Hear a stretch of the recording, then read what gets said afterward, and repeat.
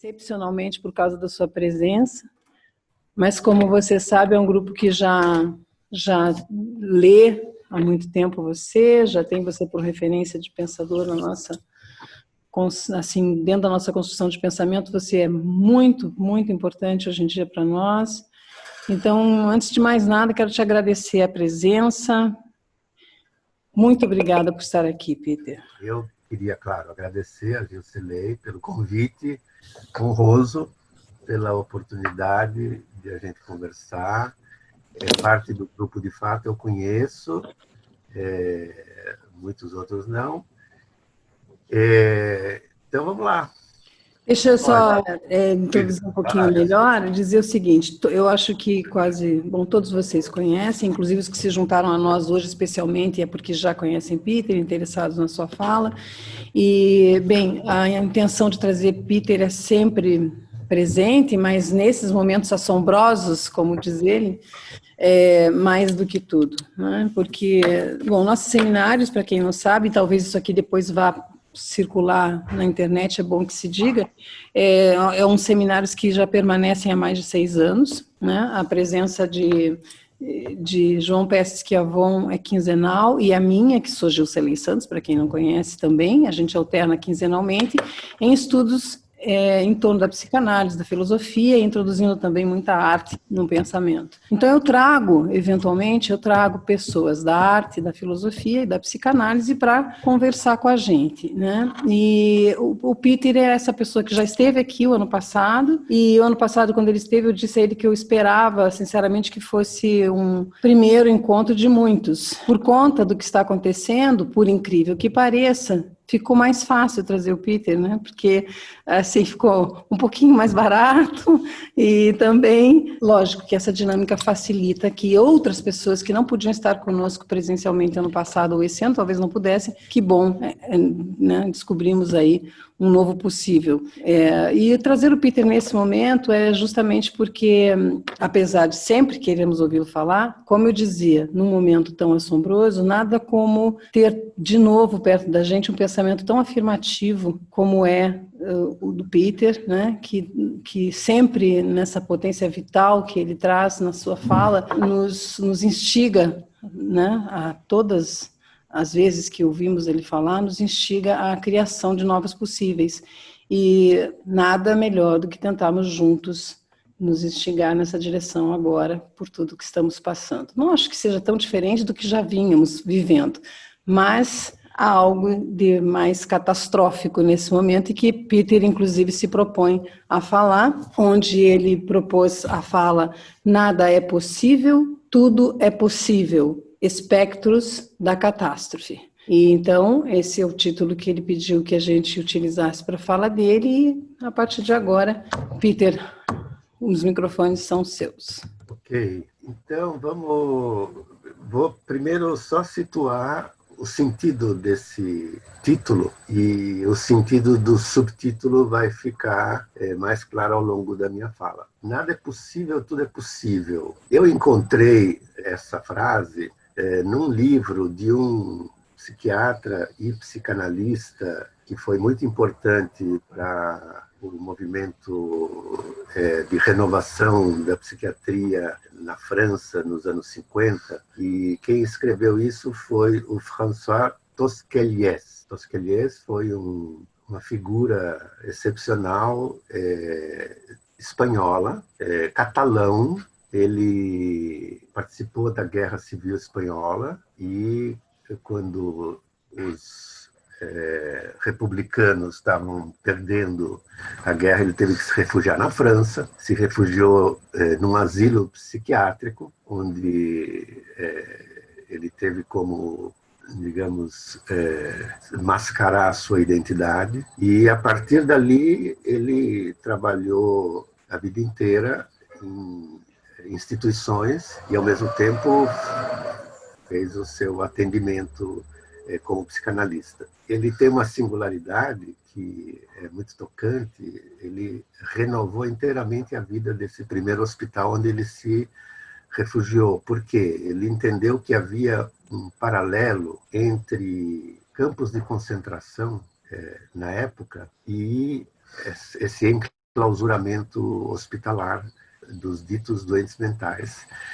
E ele, então, achou que precisava desenclausurar os loucos, por assim dizer. E ele teve iniciativas muito originais para a época e também para hoje. Por exemplo, ele contratou prostitutas da cidadezinha mais próxima como espécie de enfermeiras. E ele dizia que ninguém conhece melhor os homens do que as prostitutas. E elas começaram a trabalhar ali e deram, assim, claro, tinha um código estrito, né, de conduta, obviamente, mas mudou a paisagem.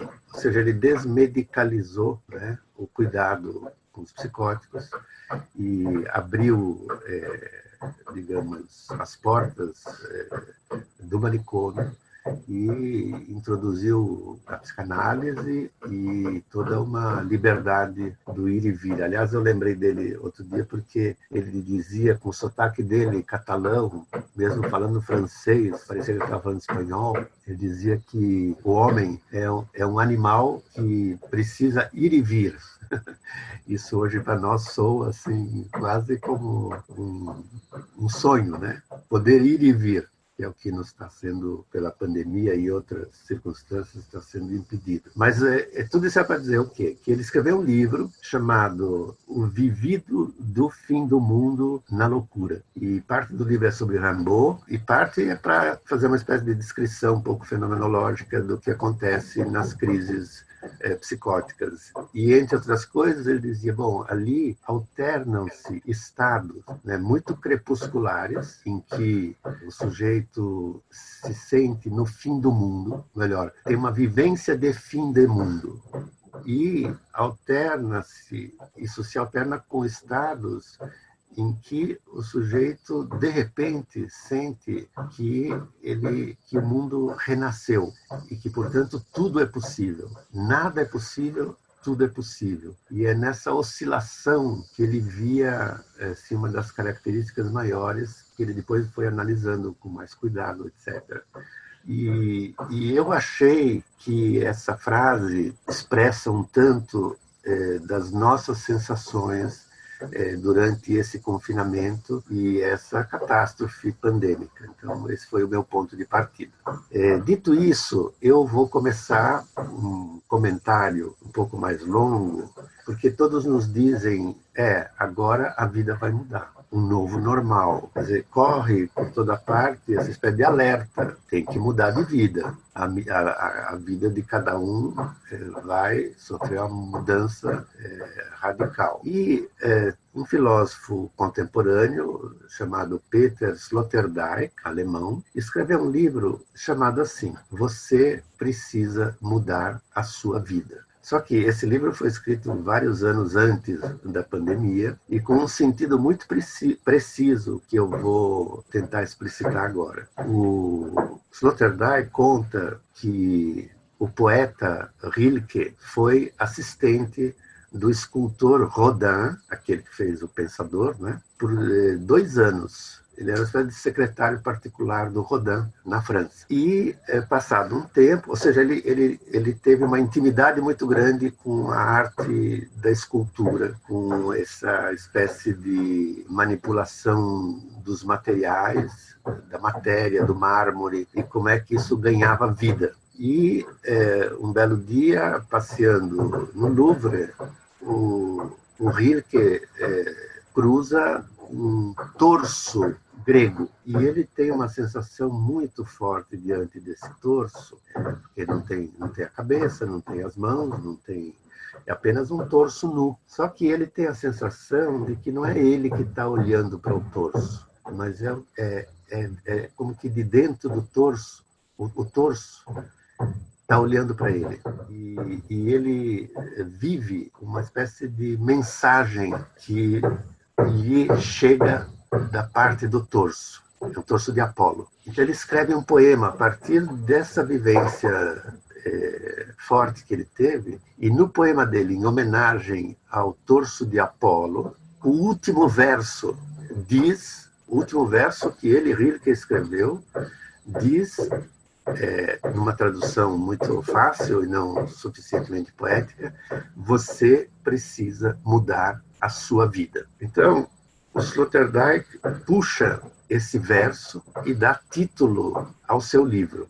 Mas óbvio que é um gancho para ele pensar alguma coisa maior. O que é essa espécie de imperativo que atravessa, na verdade, a história inteira do Ocidente. Imperativo é esse que diz: você precisa mudar a sua vida. E o que o Sloterdijk desdobra é que, no fundo, desde a antiguidade grega até os nossos dias, há esse imperativo permanece, embora mude de forma. E na antiguidade grega, entre os estoicos, também durante o cristianismo, é o que o Foucault designou como uma tecnologia de si. Isto é, são exercícios que algumas minorias adotam, né, ou indivíduos ou grupos minoritários que entendem que têm que esculpir a própria existência,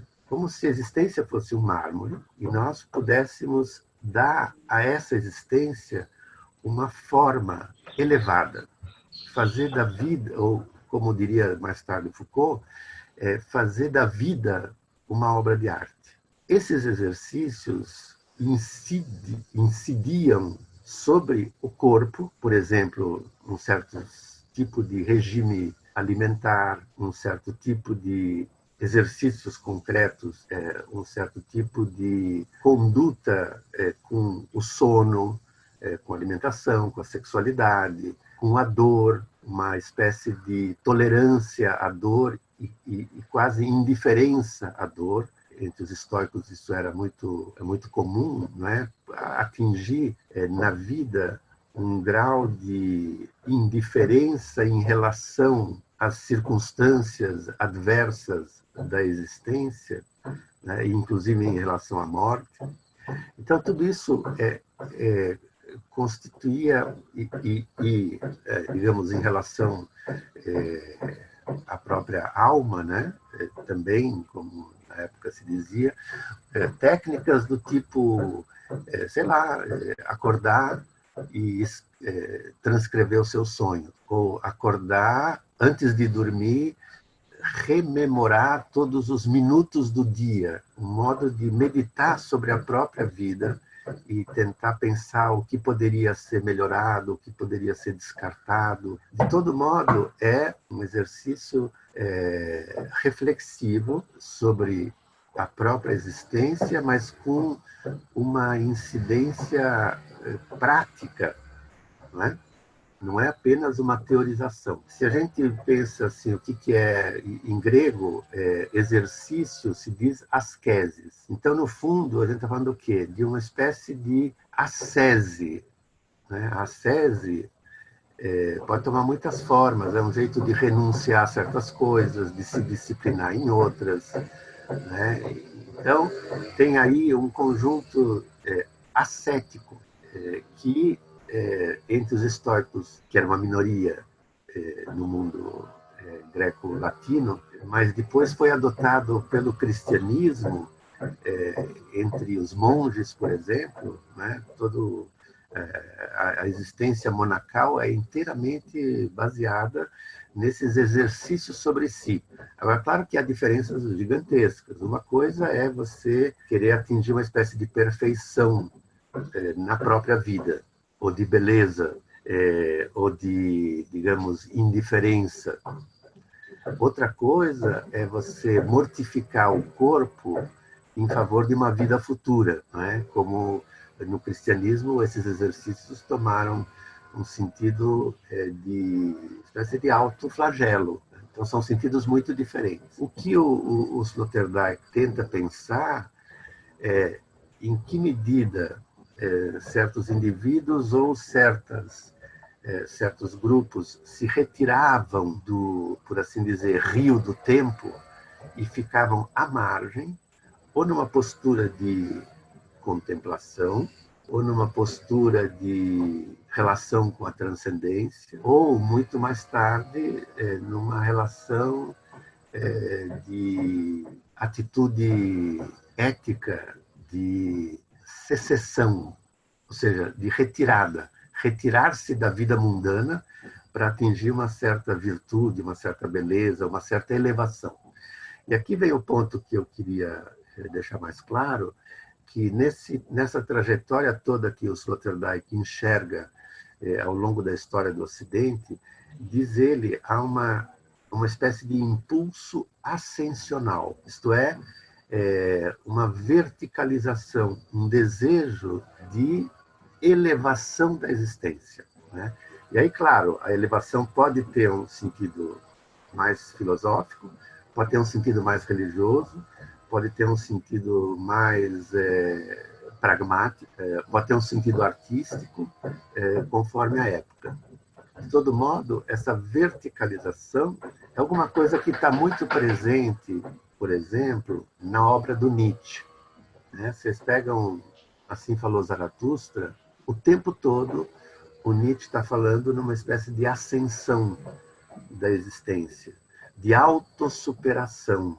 Inclusive a ideia de super-homem, que a tradução é ruim, além do homem, tem essa direção de deixar para trás essa existência medíocre, depauperada, sem vitalidade, e atingir, né, uma potência, estar à altura de uma certa potência de elevação da existência, que é um fio condutor no pensamento de Nietzsche. Só que tem uma diferença grande quando Nietzsche diz, bom, Deus está morto.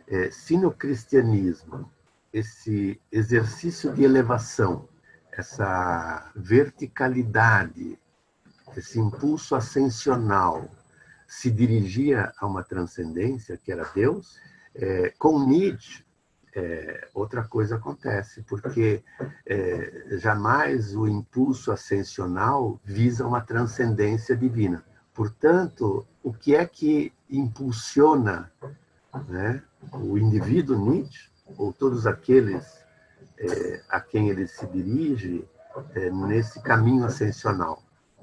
Bom, Nietzsche tem toda uma teoria sobre a vontade de potência, etc., para falar disso. Então, o que o Sloterdijk encontra no Nietzsche para falar justamente desse... qual seria o atrator que leva os homens a exercerem essa espécie de ascensão, já que o atrator transcendente, que é Deus, estaria, para Nietzsche, vedado, né?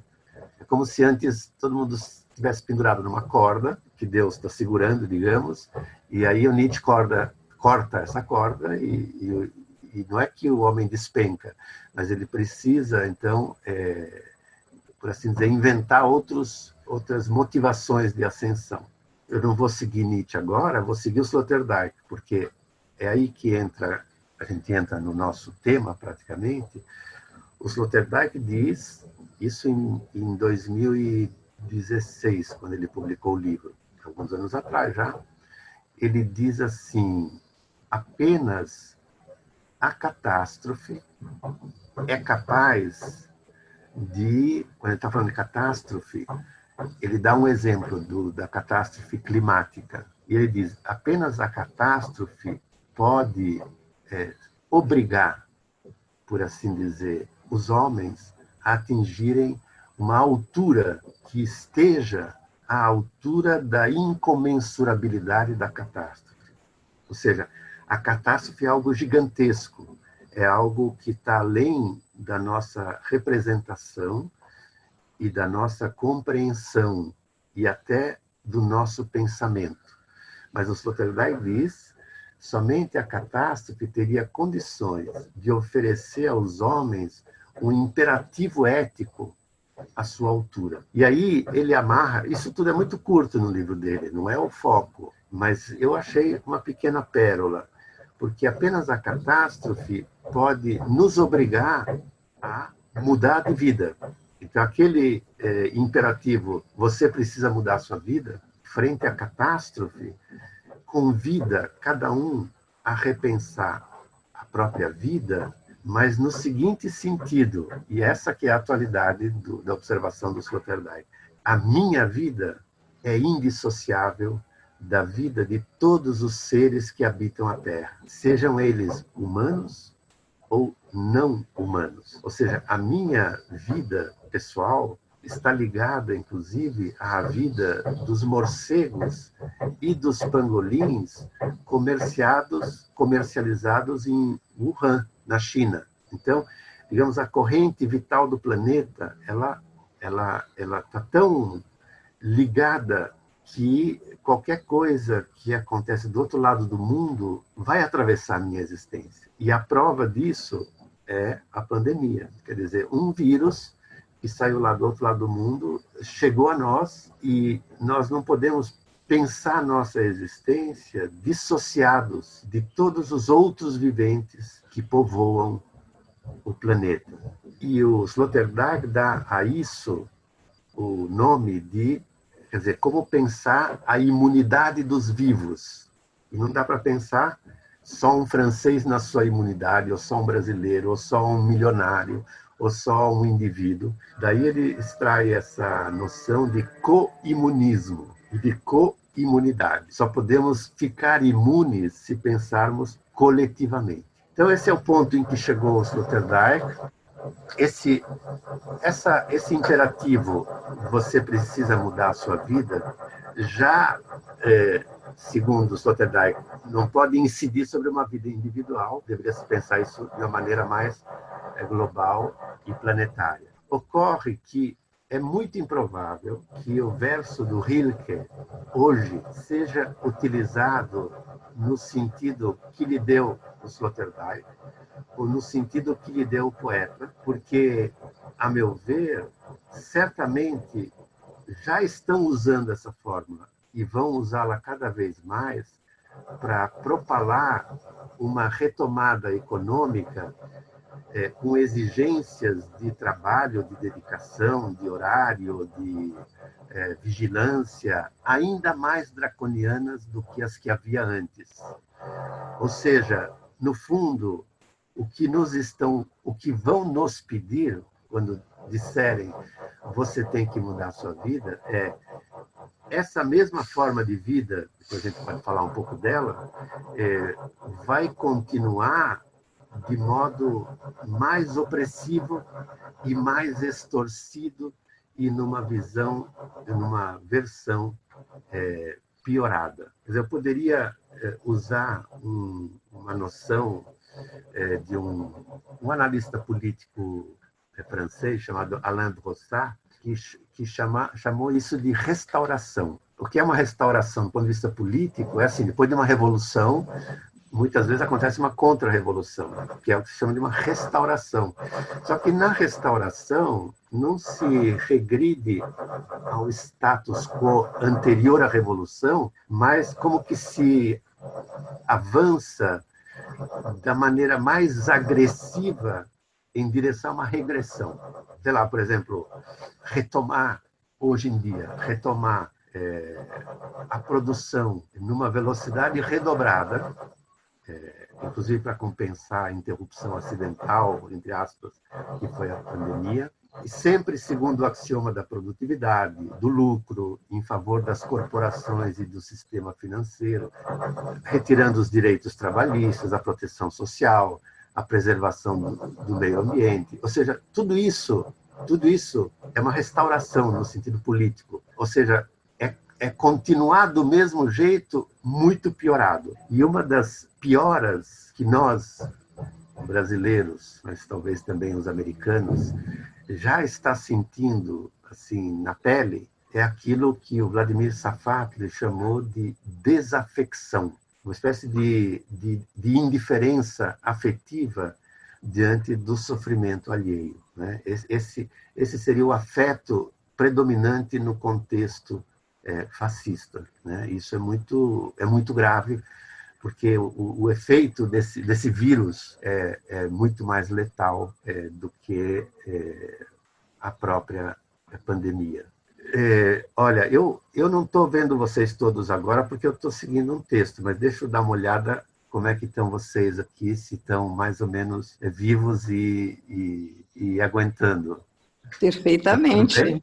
Está Podemos ótimo. seguir? Pode seguir à vontade. Então, tá bom, então vou fazer vocês desaparecerem de novo para eu poder aqui seguir o meu... Bom, eu queria falar um pouco sobre, a partir desse contexto em que a gente vai sentir a restauração, a retomada de tudo que havia já de ruim antes, piorado. Eu não sou o profeta do Apocalipse e nem pretendo dar voz a isso, mas o que acontece hoje em dia? Muitos dizem que essa interrupção que a pandemia nos obrigou a fazer, essa espécie de parada, ela, para alguns, significa certamente uma perda gigantesca, ou mesmo uma catástrofe na sua existência individual ou coletiva.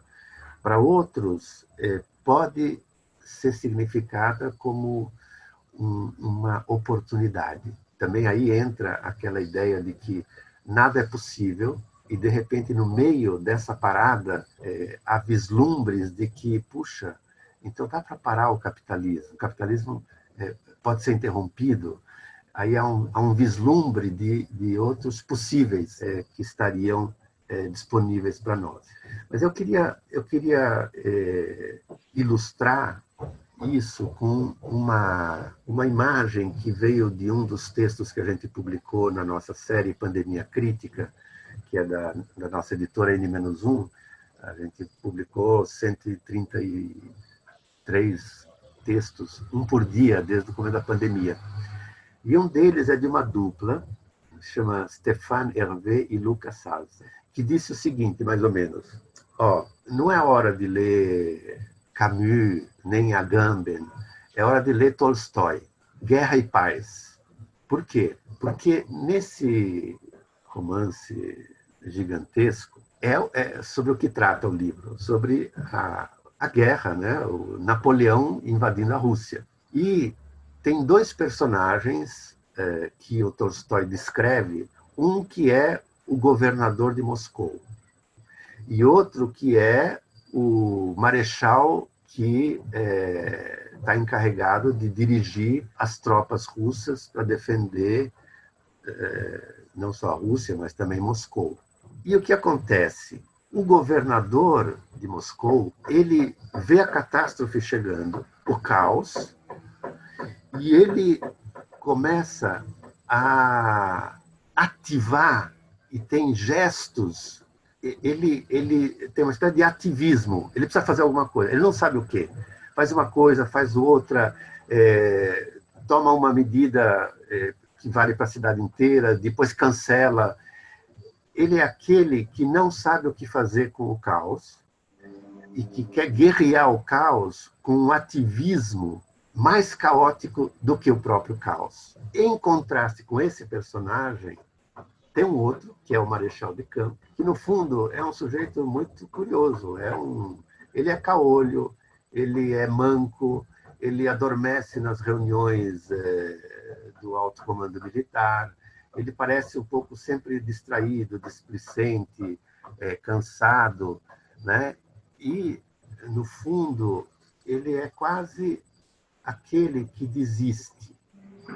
Curioso, porque ele é o chefe do exército, né? Mas ele está encarregado do exército. E esses autores que nos convidam a ler Guerra e Paz nesse momento, eles consideram que esse Kutuzov, chama ele, o Kutuzov é aquele que, num certo sentido, abandona Moscou, isto é, se retira de Moscou. E aí o Napoleão chega e entra em Moscou e conquista uma cidade vazia. E não tem nenhum adversário, e não tem ninguém que entregue para ele a chave da cidade, e não tem nenhum reconhecimento que ele ganhou. No fundo, esse que se retirou também a vitória do Napoleão. Então, eles têm uma ideia um pouco assim provocativa de que, às vezes, frente à catástrofe, a deserção é mais interessante do que a luta caótica, como se houvesse um não fazer mais interessante do que o fazer tudo e qualquer coisa. Um autor mais contemporâneo, Blanchot, chamaria isso de inoperância. É uma estranha teoria, a inoperância, né? Pareceria da ordem da passividade ou da desistência, mas não é. É uma coisa totalmente diferente. É uma atenção outra em relação ao desastre. A gente sabe que para muitos autores desse século, inclusive se a gente pensa, Walter Benjamin, né, foi um dos primeiros a querer, a se contrapor inteiramente a essa tirania do progresso, esse mandato de que a gente sempre precisa ir para frente, se desenvolver mais e fazer o trem do progresso correr cada vez em maior velocidade. E dizia o Benjamin que a nossa tarefa seria, por assim dizer, puxar o freio de emergência.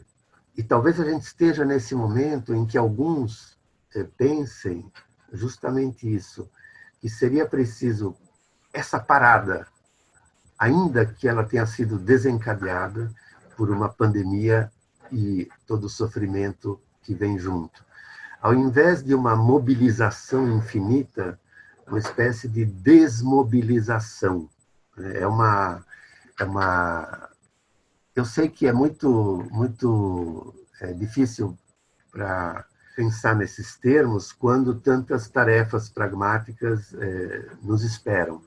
Mas eu leio uma frase desses autores que eu citei e que me parece interessante, é a seguinte: a epidemia em curso nos ensina de uma maneira irreversível, nós vivemos na catástrofe. A catástrofe não é para amanhã, como nos repetem nossos dirigentes, para exigir de nós o que chamam de adaptações, ganhar menos dinheiro, trabalhar mais, ou para nos culpabilizar por nossos hábitos. Desta vez, é um vírus que revela o desastre. Na realidade, é todo um sistema social, político, econômico, moral, que está em crise profunda e que nos sufoca. Então, tem aí, digamos, a ideia de que a catástrofe não é apenas a pandemia, mas aquilo que já a precedia. Não é só a pandemia, sua montanha de mortos, e que, portanto, se a interrupção da produção é vivida por alguns como um desastre, é porque talvez o nosso único critério universal de avaliação seja aquilo que é objetivo e mensurável, a saber, a relação entre tempo e lucro. Mas será que não daria para tentar uma reviravolta nessa equação? Como medir onde é que está a catástrofe? E se apenas a partir de uma parada brusca, forçada, ela mesma vivida como catastrófica, nos desse a chance de perscrutar o leque de possíveis alternativas, e até agora impensáveis, que estariam disponíveis. Então, agora eu vou fazer um salto, porque já são quase 11 horas, eu queria dar uma horinha para a gente conversar. Mas eu vou para... Eu tenho muitas coisas para dizer, mas eu vou para a minha... Não é a conclusão, mas eu vou falar mais diretamente da catástrofe mesmo. Então, eu vou perguntar de novo, né? No que consiste a catástrofe? Será que é a pandemia, com seus mortos empilhados? Será, como dizem outros, essas medidas de confinamento, de vigilância e de monitoramento tomadas por alguns governos, com alguns efeitos prováveis sobre o nosso modo de vida futuro? Será que é isso a catástrofe? Como, por exemplo, diz o Agamben. É um estado de exceção que que vai se eternizar. Digamos, é um exercício de exacerbação do estado de exceção que vai se prolongar depois da epidemia. Essa seria a catástrofe. Ou será que a catástrofe é o descaso assumido como política oficial no Brasil, com todas as consequências que a gente conhece? Ou será que a catástrofe é esse governo que está aí? Ou será que a catástrofe é o sistema capitalista em si, essa monocultura que vai invadindo ecossistemas protegidos e, portanto, vai multiplicando os riscos de zoonose, né? Porque a agroindústria vai invadir todos os hábitats singulares, né? E favorecendo o salto de vírus que antes estavam ali no seu canto e correm o risco de se disseminar entre nós. Ou ainda, será que a catástrofe, se a gente recuasse um pouco mais, não é o próprio antropoceno como a catástrofe, né? Essa era em que o homem interfere no destino do planeta. Ou será que a catástrofe não foi a própria colonização? Ou será que a catástrofe, eu estou recuando assim, não é o próprio Ocidente? O Ocidente, enquanto tal, não terá sido isso? Não é essa a catástrofe? Ou se a gente pulasse para outra ponta do tempo, muitos nos anunciam isso, a catástrofe é o desfecho inevitável do desastre climático. Ele está lá, na nossa frente. Então, talvez, e é bem provável, que a gente esteja na confluência dessas várias imagens de catástrofe, donde a nossa imensa perturbação. Eu diria, a mais visível, excepcional, espetacular, recentíssima, é a catástrofe sanitária, a pandemia.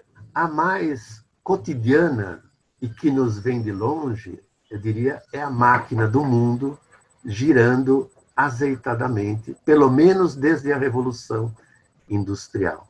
Mas também o risco de que, a partir desse contexto cruzado de excepcionalidade trazida pela pandemia e de normalidade que nós vivíamos antes, talvez nessa conjunção maluca, as oportunidades de desvio que hoje às vezes aparecem nos escapem das mãos.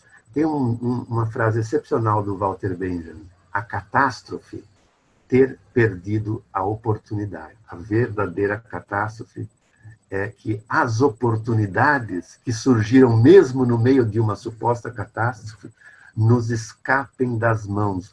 O mais desastroso seria que nós não aproveitássemos as brechas que se vislumbram em meio à suposta catástrofe, de tão confinados que nós estamos numa espécie de presente que um historiador, Jérôme Bachet, chamou de presentismo. Né? Presentismo é quando o presente, como uma espécie de chapa de metal, abafa a nossa existência no presente, nos impede de olhar para frente, para trás, para o lado.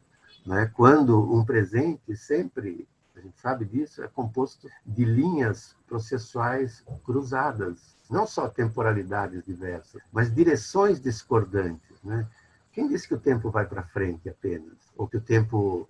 Ou seja, a linha do tempo é a coisa mais, digamos, é o clichê mais contestado nesse século por vários pensadores, mas a gente ainda fica preso, né, a essa linha do tempo, e a gente enfia os vários modos de existência numa única linha evolutiva e cumulativa que nos coloca nessa espécie de falso dilema. Ou a gente vai para frente ou a gente vai para trás. Precisaria pensar isso. Acho que os antropólogos nos ajudam muito a pensar outras modalidades temporais que não sejam da ordem da linha, eu diria do rizoma. Né? E só aí daria para pensar assim, limiares de ebulição que não tem a ver com a linha do tempo, mas que permitiriam bifurcações outras. Né? Os psicanalistas gostam de comparar, por exemplo, o terror que suscita uma catástrofe futura, né, temida por vir, que sempre nos deixa numa imensa angústia, com o alívio em constatar que a catástrofe já aconteceu. Mas isso não nos é dado hoje. A gente não sabe se a catástrofe é o que vem vindo lá da frente, a climática, a final, digamos assim, ou se a catástrofe já foi, ou se ela está sendo. E talvez, de novo, Benjamin, essa frase fabulosa, a catástrofe não consiste naquilo que está por acontecer em cada situação, e sim naquilo que é dado em cada situação. Talvez o mais difícil de enxergar é o que está sob o nosso nariz, ou debaixo dos nossos pés, ou em curso no nosso presente, o mais vivo ou mais morto, que a catástrofe é agora. Não é o que foi nem o que será. O que está sendo, mas não dado atribuível apenas à pandemia, mas a todo esse conjunto que eu mencionei, que a gente pode dizer Ocidente, colonização, antropoceno, capitalismo, esse governo, o fascismo, essa desafecção, etc. O Nietzsche também tem um pensamento muito parecido com esse. O Nietzsche fala do niilismo, né? E ele o define como o mais sinistro dos hóspedes. E o niilismo que é? Não é uma catástrofe que vai se abater sobre nós desde fora, ou desde um futuro distante, mas para o Nietzsche, o niilismo é parte da história mais íntima do Ocidente, ou seja, desde a sua origem. Então, é o que, a meu ver, um pensamento da catástrofe não deveria deixar de constatar. Ela não é só o nosso futuro, mas ela é o conteúdo do nosso presente e que nos chega de longe. Em outros termos, a catástrofe não é só uma súbita hecatombe natural ou histórica, tipo, sei lá, Fukuyama, desculpe, como chama aquela usina nuclear, ou Chernobyl, ou mesmo Auschwitz, mas a gente pode dizer, bom, se a gente toma Hannah Arendt, a catástrofe é a banalidade cotidiana do mal, né? O mal como banalidade cotidiana. Eis aí uma outra catástrofe, talvez ela tão relevante que aquela que nos cai feito uma hecatombe. O mesmo a gente pode dizer para o fascismo brasileiro, né? A catastrófica não é essa eleição que foi apenas, mas toda a banalidade cotidiana de cunho colonial e escravagista que a precedeu e muito. E talvez, vocês veem que eu dei o subtítulo para vocês de espectros, porque tem um duplo sentido, né? O espectro, o largo espectro em que esse termo ganha sentidos distintos, né? Mas também tem o espectro como espectro fantasma, como esses duplos, né? Que vão nos assombrando. E tem essa outra do Benjamin, e essa talvez seja mais forte, que as coisas continuem assim, eis a catástrofe, ou seja, que tudo continue igual. Então, eu agora vou mais 5 minutinhos, eu encerro para a gente poder conversar. Eu dizia, nada é possível, tudo é possível. O nada é possível é a sensação de que o mundo está acabando, é o fim do mundo. O tudo é possível talvez parta de uma outra leitura. É o fim de um certo mundo. Portanto, esperemos que no fim deste mundo haja algum lampejo de um mundo outro. E é claro que a nossa pergunta, ela não cessa de retornar várias perguntas. Qual o tamanho do estrago, por exemplo, que as diferentes medidas tomadas durante a pandemia terão sobre a afetividade individual ou coletiva, sobre os laços amorosos ou solidários, sobre a relação com a morte e o luto? Que efeitos terão sobre o papel vital atribuído às mulheres, né, dada a carga indiscutivelmente maior que recai sobre elas no confinamento doméstico, né? Desde o cuidado com as crianças, preparo da alimentação, as tarefas de limpeza, sem contar o trabalho eventual à distância que elas ainda são obrigadas a fazer, quando isso é possível. Quer dizer, a naturalização dessa função, entre aspas, né, não se revelou com a pandemia ainda mais aberrante? Que consequências, por exemplo, vai ter sobre a vida estudantil, né?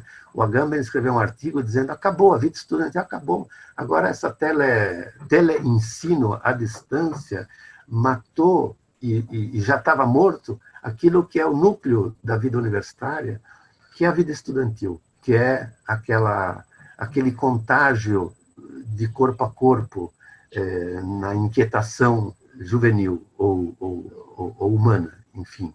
o que nos restará, né, dos modos de existência múltiplos que já antes da epidemia ou da pandemia sofriam tamanha ameaça, dado o predomínio dessa hegemônica vida para o mercado, que a gente conhece. Mas também tem uma outra série de perguntas que eu queria deixar aqui, porque a gente também pode perguntar aqui no Brasil, qual o tamanho do estrago que entre nós as medidas não tomadas durante a pandemia terão sobre nós, né? Porque, como disse, em alguns países houve muitos protestos pelo grau de regulação, controle, monitoramento, vigilância, etc. Mas e entre nós, essa desregulação das condutas, essa oposição sistemática, né, das instâncias federais a todo tipo de cuidado individual ou social, alegando preservar a liberdade de ir e vir, de trabalhar, de se aglomerar, de usar ou não a máscara. Tudo isso, no fundo, é só um álibi, né? Um álibi de preservação da liberdade, apenas tentam justificar a mais cínica desresponsabilização do poder público. Então, qual tipo de mobilização diante disso, ou de desmobilização, deserção, greve humana, conjugada com uma reinvenção da sociabilidade, caberia diante do que vem vindo, que é um imperativo de remobilização generalizada que nos chega de toda parte. Curioso, saiu um texto também, Alice no País da Pandemia, dizendo que a gente está numa situação que lembra um pouco Alice no País das Maravilhas. Precisa correr muito para ficar no mesmo lugar. E correr cada vez mais para conseguir ficar no mesmo lugar. E talvez, junto com isso, eu estava falando da elevação, né, com Sloterdijk. E hoje em dia fica cada vez mais difícil saber o que é elevação ou o que é descida.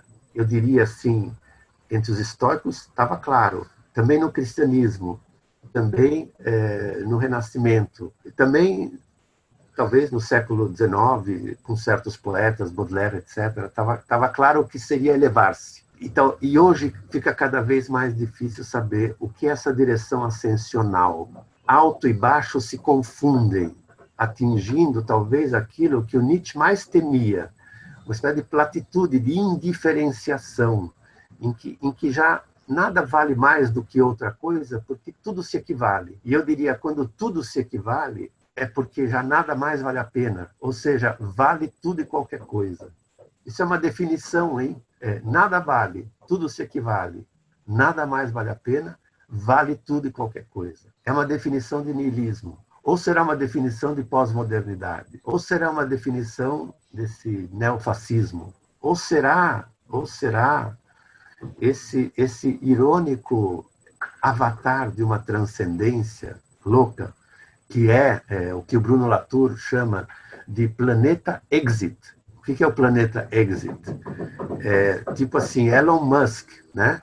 Esse multibilionário, cujo sonho é habitar outros planetas, porque esse ele não aguenta mais. Não impede que ele financie o golpe de Estado na Bolívia, né? Porque ele precisa de uns materiais que estão ali no subsolo boliviano para realizar o sonho. Então, um texto do Mbembe também diz a mesma coisa, o que é essa espécie de secessão, né? Os trilionários como que se retiram para um outro planeta, ainda que habitem esse, mas numa espécie de guerra de secessão.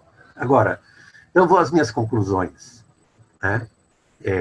A gente, quando pensa nesse panorama um pouco para lá de sombrio, acho que a gente precisa também poder pensar a partir das brechas. Tem uma linda frase do Kafka, que ele, um jovem poeta o visitou e por muitos meses teve conversas longas com Kafka, que depois ele transcrevia, a cada conversa ele transcrevia o que o Kafka dizia de memória, e 20 anos depois só ele publicou um livro, chama Conversas com Kafka, de um tal de Gustav Janusz. E lá ele registrou essa frase. Ele perguntou para o Kafka, nós vivemos num mundo destruído? E o Kafka teria respondido, não vivemos num mundo destruído, vivemos num mundo transtornado. Tudo racha e estala como no equipamento de um veleiro destroçado. E eu diria, tudo racha e estala, talvez é aí que a gente pudesse se instalar nessas rachaduras, nessas fissuras, mesmo moleculares.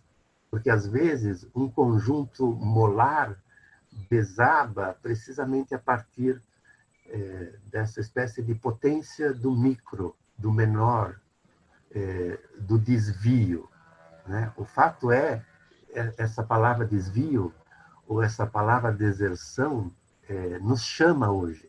E tem várias formas, por exemplo, uma forma espontânea, né, de desvio e deserção aconteceu recentemente nos protestos contra o sufocamento do George Floyd. Ou tantos desvios que ocorreram, sei lá, como que as favelas se organizaram, ou os assentamentos, ou as ocupações, que tipo de sociabilidade eles reinventaram, né, para dar conta e proteger, ou sei lá, essa também é um desvio da deserção. Uma tribo inteira se refugia na floresta, longe de qualquer possibilidade de contágio. Ou, sei lá, na França tem várias iniciativas de, sei lá, iam construir um aeroporto, e os que protestaram ocuparam aquele território, conseguiram demover o governo de construir, mas eles ficaram ali e construíram um tipo de comunidade alternativa, mas também desvio, deserção. Eu falaria dos zapatistas, né? A gente teria tanta coisa a aprender deles. Eles talvez são aqueles que, na maior magnitude, desertaram literalmente o capitalismo. Regiões inteiras do México desmonetizaram a existência, dessacralizaram o trabalho, ignoraram inteiramente o cálculo de produtividade, se desfizeram da ideia de que a terra possa ser posse ou vendável. Tem eles um exército, mas não é para ficar brigando, é para dissuadir simplesmente o governo central de invadir o que eles chamam de territórios liberados. Tem uma concepção de liderança que é de quase um N-1, assim. Ninguém é comandante, é subcomandante. E um tipo de democracia que tem conversas infinitas, não tem nenhuma pressa de resolver nada. E tem uma espécie de imaginação performática, política, sei lá, fazer uma marcha com 40 mil pessoas vão até a cidade do México. Não dizem uma palavra. E no final da manifestação simplesmente publicam: "Nos escucharon", né? É o silêncio como a mensagem a ser ouvida. Então, tudo isso me faz pensar que, por exemplo, um livrinho simples, pequenininho, talvez tenha passado desapercebido e mereça hoje ser revisitado, As Três Ecologias do Guattari. Eu acho que esse livro não perdeu nada da sua atualidade. Eu leio uma frase, é do Guattari: "Uma imensa reconstrução das engrenagens sociais é necessária para fazer face aos destroços do capitalismo mundial integrado." Poderia ser escrito hoje isso. Só que essa reconstrução passa menos por reformas de cúpula, leis, decretos, programas burocráticos, do que pela promoção de práticas inovadoras, pela disseminação de experiências alternativas centradas no respeito à singularidade e no trabalho permanente de produção de subjetividade. Quer dizer, o Guattari está falando de uma espécie de virada ecosófica, né, que está convidando a uma criação de territórios existenciais os mais dissensuais, né? Eu leio algumas das noções que a gente não vai desenvolver aqui, óbvio, mas só para dar assim o tom, né, dessa música. Ele fala em eros de grupo, ele fala em animismo maquínico, fala em focos autopoéticos, em universos incorporais, em báscula caósmica, em apreensão pática. Ele fala numa lógica das intensidades não discursivas, fala em linhas de fuga processuais. E ele é aquele que reivindica o tempo todo, eu leio, um inconsciente cuja trama não seria senão o próprio possível. O possível à flor da pele, à flor dos sócios, a flor do cosmos. Percebem? Então, é toda uma paisagem do pensamento que se descortina em favor de uma espécie de inconsciente desterritorializado, de uma ontologia que ele chama de construtivista, de uma cartografia intensiva, né, apontando sempre para uma proliferação das diferenças, que ele chama de heterogênese. Quer dizer, essa terminologia, que eu reconheço, ela é inusitada, pode parecer de difícil digestão para muita gente, mas a tal ponto inusitado é o nosso contexto que a gente não devia ter medo algum de noções também elas inusitadas, desde que elas possam enfrentar um dos desafios mais urgentes que o Guattari definiu assim: o crescimento, como conjurar o crescimento entrópico da subjetividade dominante. Essa espécie de monocultura mental subjetiva, axiológica, né?